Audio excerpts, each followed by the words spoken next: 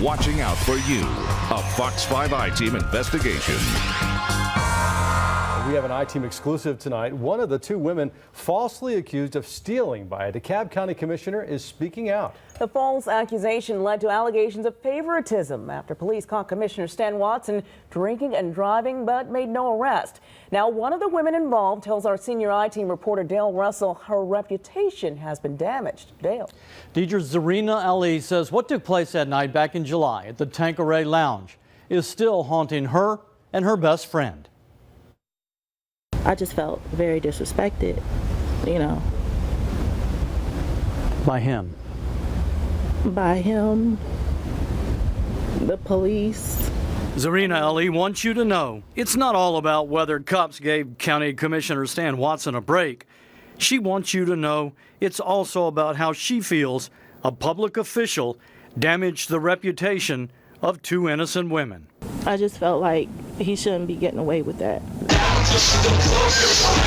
Back in July, Stan Watson was sitting and drinking at the Tanqueray Lounge, according to police reports. Zarina Ali's best friend, Shanika Bradshaw, was visiting from Virginia. They're both single mothers. Zarina is studying to enter law school. The two went shopping, and at the end of the day, they decided to stop by the lounge for a drink. We were dressed casual, so I said, well, let's go here since we don't have to change, dress up or anything. The police internal affairs report states during the evening, Watson made an inappropriate sexual comment to Bradshaw, who had joined him for a drink. She just told me, get out of here, get out of my face. Zarina Ali says not long after, Commissioner Watson accused both women of stealing his wallet. Cussing them out, she says, telling police one of those blank women stole his wallet. But there was no stolen wallet. Commissioner Watson told me later the wallet was in his car out here in the parking lot the whole time. Zarina Ali says an off-duty DeKalb police sergeant didn't believe the women when they said they hadn't taken anything, and he searched both women's purses. I don't think they would even took him serious if he was a regular citizen. Zarina says her best friend was so upset she had been falsely accused, she cussed in front of the off-duty officer. Sergeant B.O. Porter handcuffed Shanika Bradshaw and put her in the back of this patrol car. He planned on charging her with disorderly conduct. Later, he released her with a warning. Zarina says Watson was still freely walking around the parking lot, still cussing her friend in front of police. Went to the window, was like, give me my wallet. That's why you're going to jail. And then I said, look at him. I said, look at him.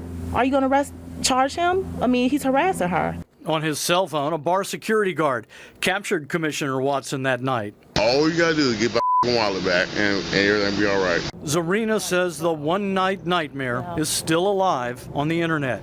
She says a racist website picked up the story, mentioned Bradshaw's name as the person who stole the commissioner's wallet.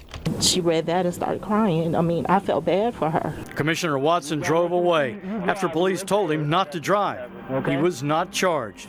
A special prosecutor is now investigating. The worst part is the unfair treatment by the officer and the humiliation and embarrassment, the name being called those names, the hurtful names, the disrespectful names. That's the most painful thing about it.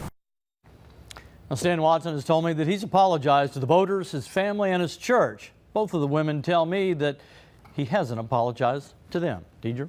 When you hear their stories, you can understand why they feel they deserve an apology. And where does the case stand right now? Right now, it has been turned over to a special prosecutor by the State Attorney General, Sam Olens.